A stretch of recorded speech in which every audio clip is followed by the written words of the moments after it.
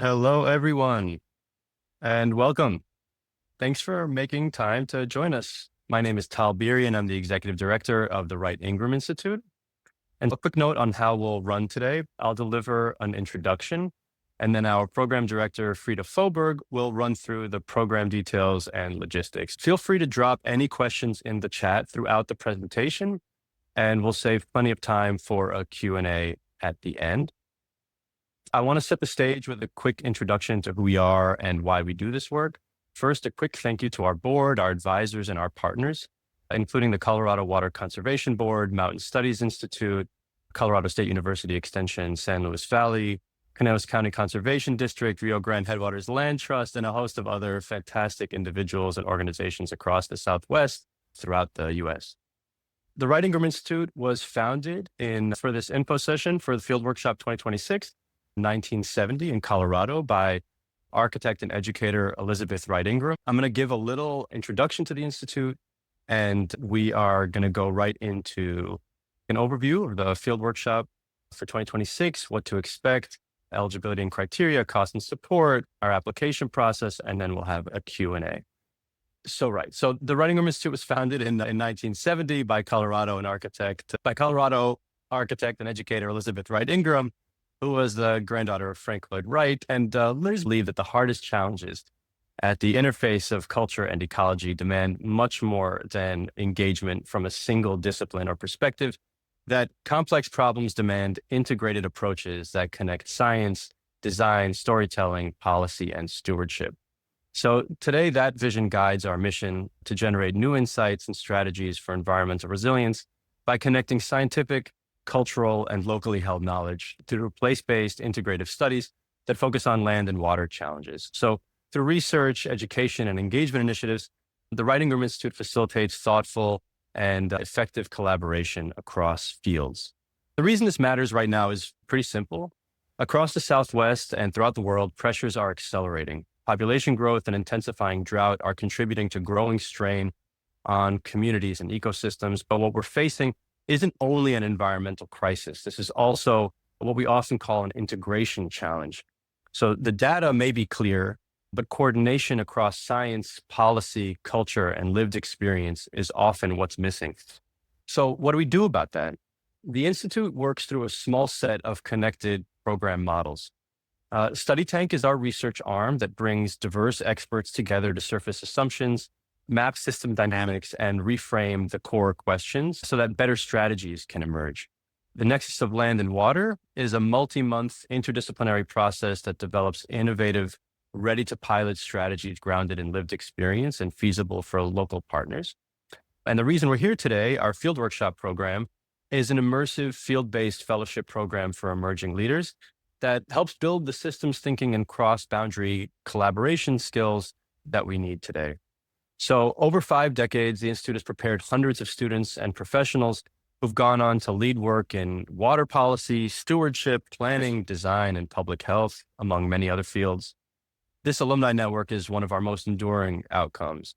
And for the next phase of field workshop, we're focused on the San Luis Valley and the Taos Plateau along the Rio Grande corridor. So I want to give a little bit of background on the SLV. The San Luis Valley is an alpine desert basin. So in fact, it's the largest alpine valley in the world. It's absolutely beautiful. It's vast, flat, and ringed by high mountains.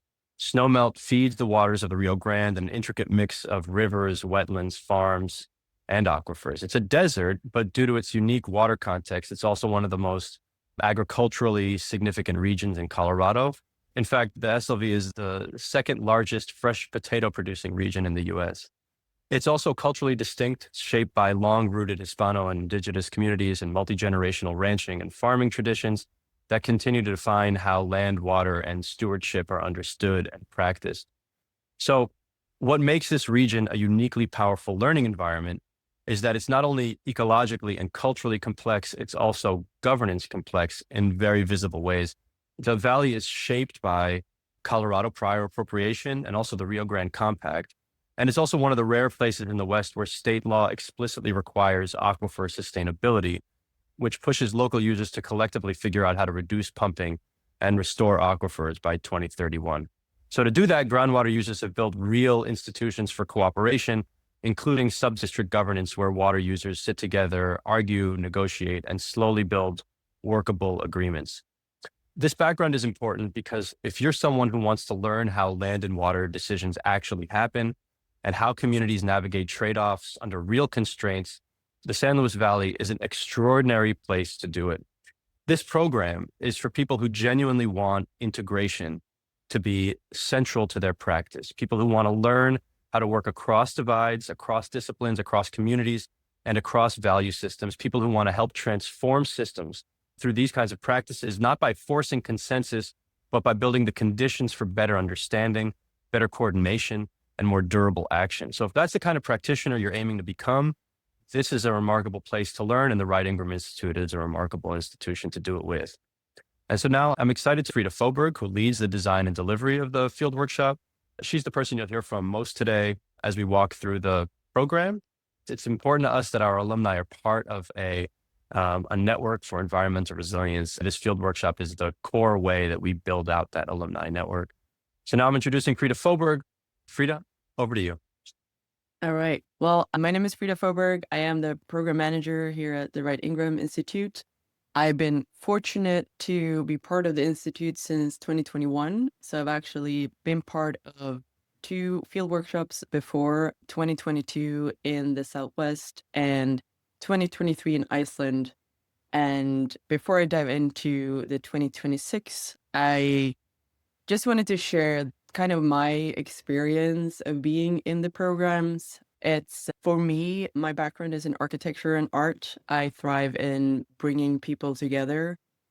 And this is obviously like to be for that. And the amount of knowledge and experience I've gotten from being here is pretty remarkable. I would put emphasis on the people working with people from all kind of different fields, experts, fellows coming in. It hasn't only just developed a really solid professional network, but also genuine friendships that are across the country and other locations in the world. And I'm really excited to grow that, to meet more of the fellows and the people we will be working with for this coming program. And that's it on my personal note. So for the field workshop 2026, designing for adaptation in a time of prolonged drought, we are looking at a 3-week immersive integrated fellowship that follows the Rio Grande from the San Luis Valley in Colorado into the Taos Plateau of northern New Mexico.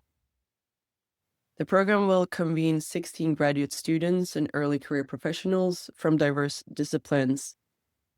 And we're not limiting any kinds of disciplines, so don't hesitate from whatever background you're from.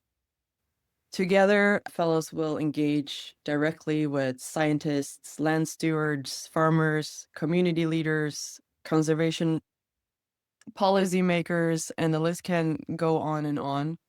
And this is to deepen relationship with place in order to engage with real-world complexities. And the way that our pedagogy is designed is to basically train integrators, which mean practitioners that can bridge disciplines and connect communities. And we do that by combining methods from science, design, and the arts. And through field-based learning and collaborations with regional partners, as a fellow, you will explore the interconnected challenges of land, culture, and water, and together develop responses rooted in these community needs that will be shared. For the outcomes of the program, a fellow will leave with a stronger skill set in integrated research, systems thinking, and interdisciplinary collaboration. They will gain concrete experience in applied fieldwork and cross-boundary communications, as well as developing a lasting network of peers and mentors, and ultimately also walk away with a tangible project that connects theory to practice. And I will go through how this will happen, and Tal will keep on clicking the slides. So the way that the program is structured, it has 3 different phases, each of them with a different focus and approach. But also, for those of you who might not be familiar with the geography and where we're honing in on for this program, we are in the United States, and this map is zoomed in on the border of Colorado and New Mexico. The blue line is the Rio Grande, which starts up in the left side of the map with its headwaters. It runs through the San Luis Valley and into the Taos Plateau. In the program, we will spend most of our time in the San Luis Valley, and then we will travel into the Taos Plateau, and that will mostly be for case studies, comparable experiences from what's happening on the other side of the border. And we're doing it this way because it's a complex region. There's a lot to cover. There's a lot of governance, policy, and things that happen on the different sides of the border. So since we're aiming to return to the region for the next 3 years, we will focus this field workshop mainly on the Colorado side. For the first portion of the program, the first portion of the program is the transect, and this will establish an understanding of systems and dynamics that are shaping the region. It is the longest portion. It's about 2 weeks long, and is also the portion that will include most travels. We will be starting in the north and traveling along the Rio Grande, crossing, zigzagging down into Taos, the Taos Plateau. The fellows will be traveling together with program leads through these landscapes and through excursions, talks, hands-on learnings, discussions, and mappings. They will gain perspectives from a wide range of experts and ways of knowing. The topics and forms of engagements are closely tied to location. So depending on where we're at, it will inform what topics we will focus on and also who we will be interacting with. This is an overview of themes that will be focused on, all of them connected to land, water, and culture, as well as governance. And the goal here is to understand how the region arrived at its current condition, what dynamics are actively shaping it today, and what paths forward are emerging. So you don't need to know much about the geography ahead of the program. We do have a really great recording from a talk that was done by 2 of our collaborators, Madeline Wilson and Heather Dutton, where they're talking about really getting in depth with the region and great information and knowledge to have a sense of what's going on. And during this transect portion, what this might look like in practice is that each day will be different. The days are very content rich, and there will always be time for reflection within the days, and they're generally a mix of the following. We'll have mornings that are more field focused. This might include going out to observe irrigation practices, walking groundwater recharge sites, meeting with land stewards, and then middays are focused on mapping and analysis, which could mean documenting landscape change and working through questions together as a group. And in the afternoon, we'll be more talk informed. That could mean meeting with water managers, researchers, or governing agencies. And then we'll have time for reflection and shared meals and sharing experiences in the evening to kind of round off the day and digest some of the inputs. And then for the next phase, we're moving into synthesis. And during this phase, fellows will actually split up into smaller groups, and they will be paired up with our local partner organizations. And these groups will be interdisciplinary. The reason why we're breaking up the groups is to really hone in on local issues and challenges, and then together develop projects in response to these. So the groups of fellows will be working with the partner organizations. This is really, the whole program is immersive and an emphasis on a peer-based learning, but especially this portion is partners will be connecting fellows with people, places, and perspectives, and fellows will bring analytical, creative, and collaborative tools to really work towards develop applied projects that can support community-defined needs in these locations. The form and what these projects might look like can take many forms. It could be spatial analysis, mappings, ecological case studies, oral histories, design or planning concepts, but it's really up to the fellows to define what formats is best. This is an opportunity to really apply your experience and knowledge and develop something that could both enrich your practice as a fellow, but also support these communities and efforts that are on the ground. And for these different sites that we have defined for the synthesis portion, each of them reflects different forms of water access, land use, and cultural practices. We'll be looking at working in Del Norte, up in the headwaters. This is where fellows will be working with the Rio Grande Headwaters Land Trust on questions related to land management and water source protection. In the center of the valley, which is kind of the agricultural mecca of the valley, we will be working with the Colorado State University Extension and looking at cultural adaptation and approaches to transition, retiring, and retire irrigated lands. At this location, the water access is also through unconfined aquifer, and all of these terminologies and the ways that the water and land works will be will be explained further in initial conversations, but also the first portion of the program.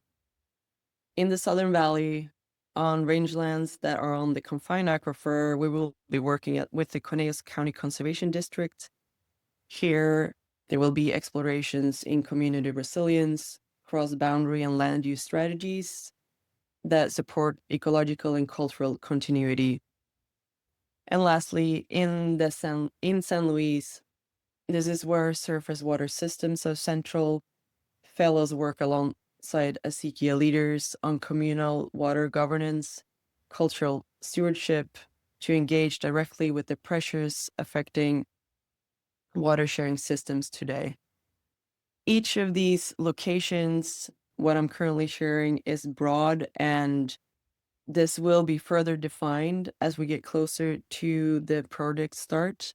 And fellows will have the opportunity to listen to our project partners when they talk about what's currently happening in their area and what questions that will lead the project developments in each site. And following the synthesis is the conclusion. This is where the teams will then rejoin the larger group. They will all come together and reflect, share insights, and receive feedback and support from other cohort members, as well as the program leads. The program will accumulate in a public symposium. During the symposium, the teams will be presenting their projects and findings that they've developed. We will also have partners and stakeholders contribute with their perspectives. And this is really an opportunity for connecting with a larger network, people that we've been visiting, that we've been interacting with earlier in the project will be attending, so you can reconnect and further develop the relationships. And this portion will also support our longer term presence in the region, and it will inform how the next couple of field workshops will play out. And for the timeline, Like I mentioned, in terms of the synthesis, we will have a soft start in May with a virtual meeting. And during this meeting, fellows will learn more about the day-to-day scheduling, who we will interact with, and the more specific logistics. But they will also be able to listen to our project partners on what different focuses that they will be leading in the different locations. And fellows can then rank their interest on what they would like to participate in. Then the in-person portion of the program will run from July 6th to July 26th, with the public symposium held towards the end of the program. And then everyone is free to go back to what they were doing before the program and then circle back in November for another virtual meeting, which gives a space to reconnect, reflect, and continue conversations. But the work doesn't end here. We hope that there will be many future opportunities to work together. And after participating in a program like this, you are part of the larger network and will be invited to gatherings to participate in other programs. And we love to hear about work that everyone's up to, work that we can collaborate on, support in any way. So it doesn't end, hopefully. And what to expect from participating in the immersion portion? Well, you'll be in a really beautiful landscape with great people that are engaged in the land and the culture and want good things to happen. And on the logistical side, this is a field workshop. We're going to be spending a lot of time outdoors. It's an active working landscape. Some of the sites that we'll be visiting are remote. We will be moving a lot between locations, between places we're staying. So travel is a big part of the program. We'll also be at a high elevation, about 7,500 to 8,000 feet of elevation. This means a lot of sun. It means warm days and cold nights where weather can change quickly. We'll also take different forms. We'll be staying in dorms, lodges. There'll be times of camping. So really, flexibility and preparedness are important for participation. And on the learning side, this is an integrative program.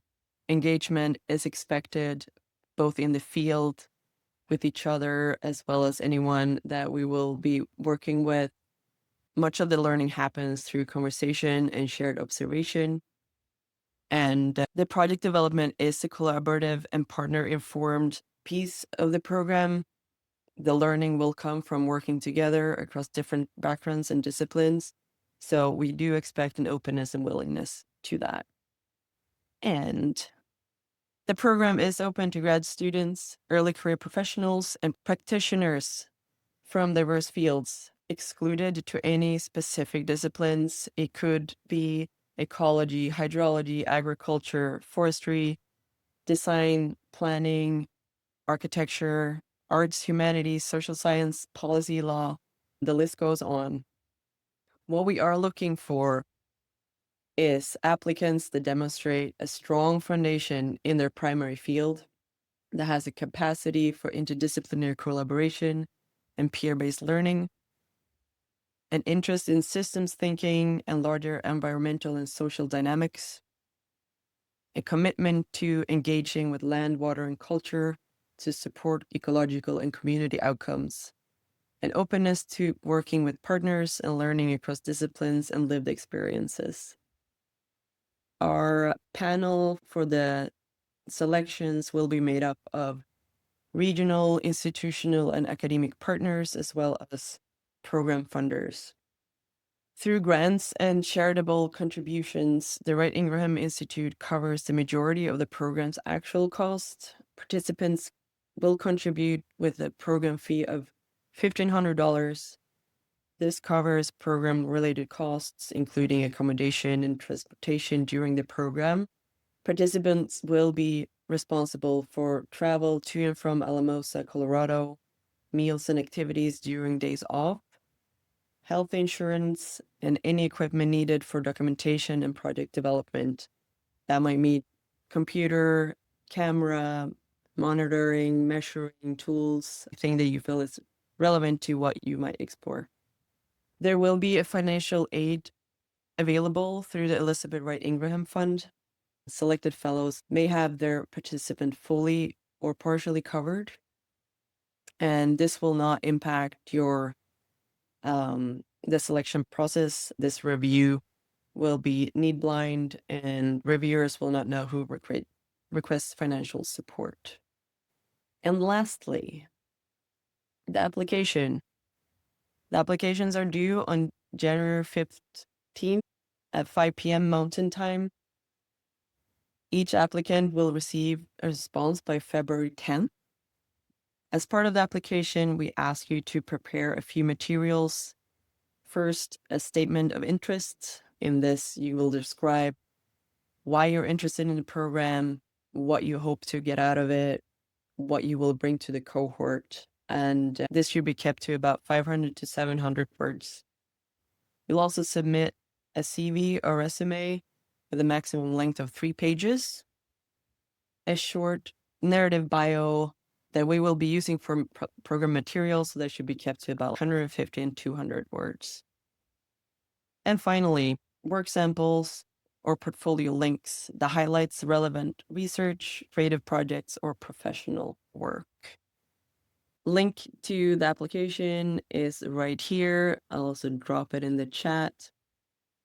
And we will be moving into the Q&A. If you have any questions after this info session, feel free to reach out, send me an email. I'm happy to get on a call and talk things through. Tal. Thank you very much, Frida. And while I was talking, I got a bunch of messages like slow down and switch slides. I was nervous, but now we can open it up to Q&A, and I promise I'll speak a little bit slower and happy to answer any questions folks have. We do have one question in the chat right now, whether it was from Jonas Eric Kvamsdal asking if he's eligible to apply as an intern between bachelor's and master's in architecture. And we're always open to applications like that. If you feel that this program is very interesting for you, we would like to read your application. If you'd like to have a conversation with us, we can certainly do that. Just reach out to us and let's have a conversation and find out more about you and see if you're eligible that way. If you have any other questions, you can unmute yourself and ask, or you could write in the chat. Okay, so we have a question from Savannah. I'll be responsible for some amount of remote work during the program dates. Would I have access to internet at some or all the accommodation sites? That's TBD. Frida, do you have any insight into that? I would confidently say some, not all. There will be a portion of the program that we will be staying at campuses, which definitely has both internet and good place to work. It might be times where your connection will be a little bit limited. Thanks, Frida. Aaron asks, can you say more about work samples, including format? That's a tricky one, I'll say, because we're open to such a vast array of disciplines, approaches, perspectives, backgrounds. If, for example, you're coming from a practitioner perspective, let's say you're from a ranching family or something like that, I would imagine that work samples are not the easiest thing to come by. Take some photos of what you do. Take a short video of your day-to-day. We'd love to see whatever you're willing to bring. Frida, do you have any thoughts on that? I would say try to make a condensed selection. And yeah, I think we have a 10 megabyte limit to the files that we're asking to be sent. Do you have any further questions on that, Erin? Sounds pretty open to interpretation. Yes. I'm assuming anything that might be relevant in terms of what we would contribute, what we've experienced in the past, and what we hope to learn. I think the entire application is really designed not as a way of weeding people out, but a way of getting to know you. I know that we've all been through these types of application processes before where we don't know what the reviewers want to see.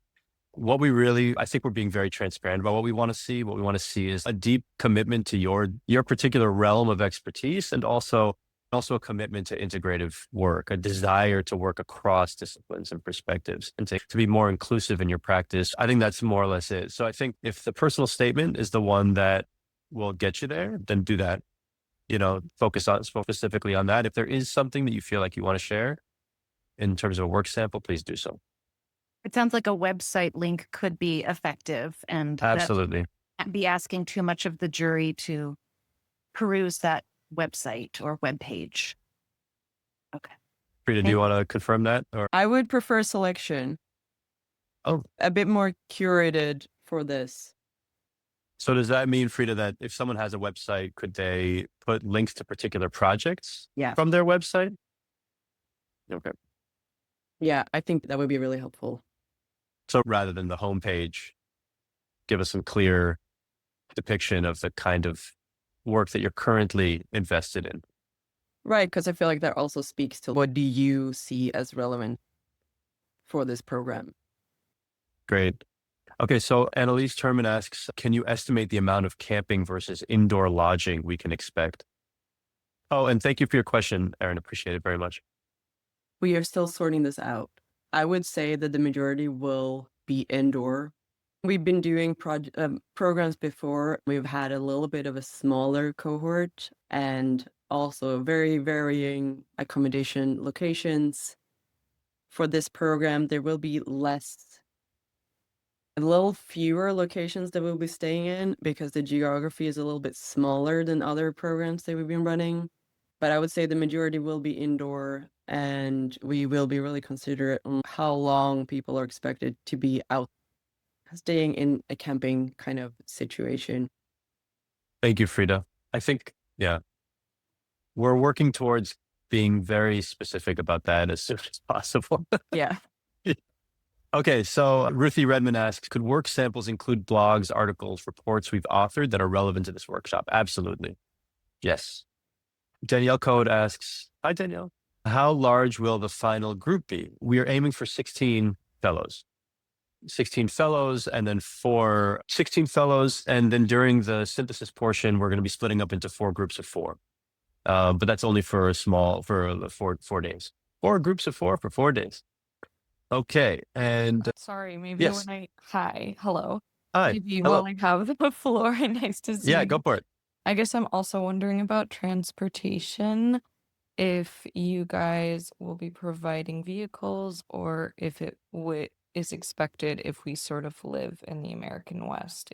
Should we bring our car and think about that? That's a good question. During the program, We will be driving.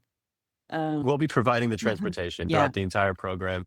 Participants are required to get to the start location, but other than that, food, accommodations, and transportation are provided during the program. If you are interested in bringing a vehicle, you want to have your car there, talk to us, and that'll be something that we can talk about after selection. It's happened before that people have brought their vehicles to these programs. It just has to be, there are insurance and other implications that we have to consider.